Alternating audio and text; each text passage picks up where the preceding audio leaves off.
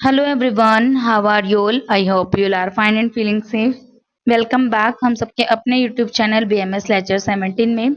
आज का हमारा टॉपिक मैं आपको कराऊंगी शल्य तंत्र पेपर फर्स्ट का पार्ट ए, जो आपका सिलेबस पॉइंट है fluid electrolyte acid base balance and nutrition.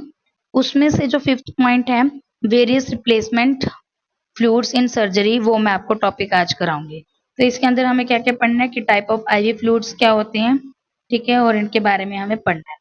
तो उससे पहले जिस भी स्टूडेंट ने बीएमएस फोर्थ ईयर की ऑनलाइन क्लासेस देनी है किसी भी सब्जेक्ट की, या फिर आपको पीजी प्रिपरेशन की क्लासेस लेनी है, तो आप मुझे मेरे टेलीग्राम चैनल बीएमएस लेक्चर 17 पे मैसेज कर सकते हो, और या फिर आप मुझे जीमेल कर सकते हो।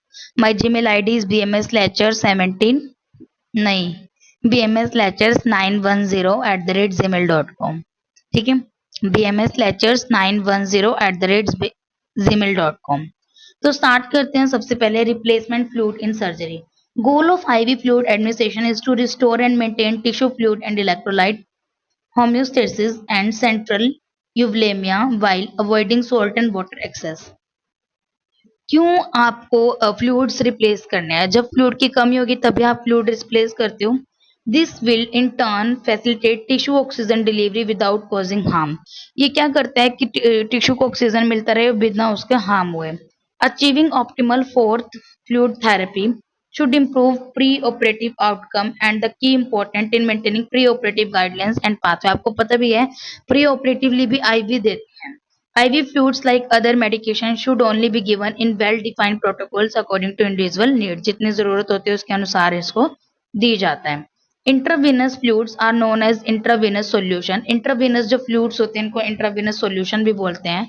Are supplement fluids use in intravenous therapy to restore और मेंटेन नॉर्मल फ्लूइड वॉल्यूम। क्यों? फ्लूइड वॉल्यूम को नॉर्मल कंट्रोल करने के लिए और इलेक्ट्रोलाइट बैलेंस करने के लिए देते हैं जब ओरल रूट पॉसिबल ना हो। IV fluid therapy is effective way of supplying fluids directly into the intravascular fluid compartment। intravascular fluid compartment में डालने के लिए बेस्ट वे रहता है in replacing electrolyte losses, जहां इलेक्ट्रोलाइट को लॉस हो गया, in administration medication and blood product। Type of ivy fluids basically अलग अलग टाइप से हैं। एक आता है आइसोटोनिक, हाइपोटोनिक और एक आता है हाइपरटोनिक। आइसो मतलब कि सेम कंसंट्रेशन सोल्यूट की रहती है एज ब्लड प्लाज्मा।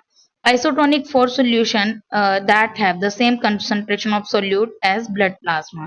Hypotonic में क्या होता है? lesser concentration of solute than plasma। Plasma से lesser concentration रहती है और हाइपर ज्यादा concentration होती है प्लाज्मा से। IV solutions,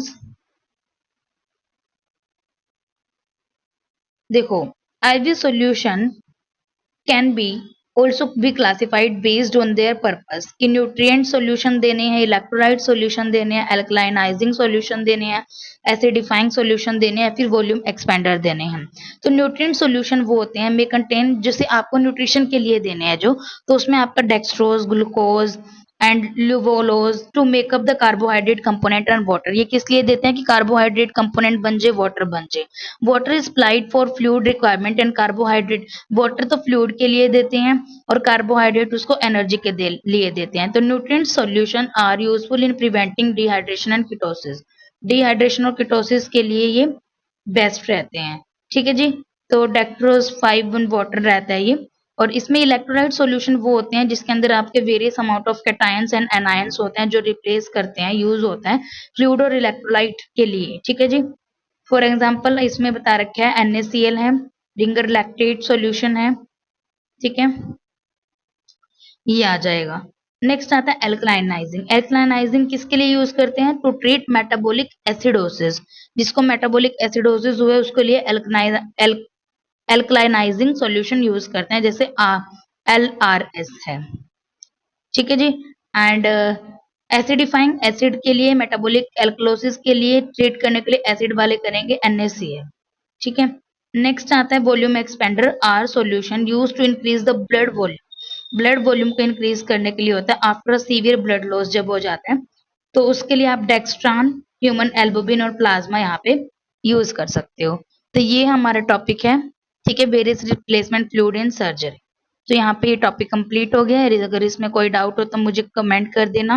और आपको ये वीडियो कैसी लगी मुझे कमेंट सेक्शन में ज़रूर बताना। और जिसने मेरे चैनल को अब तक सब्सक्राइब नहीं किया है तो please subscribe my channel, like, share, comment on my video and thank you so much for watching my video.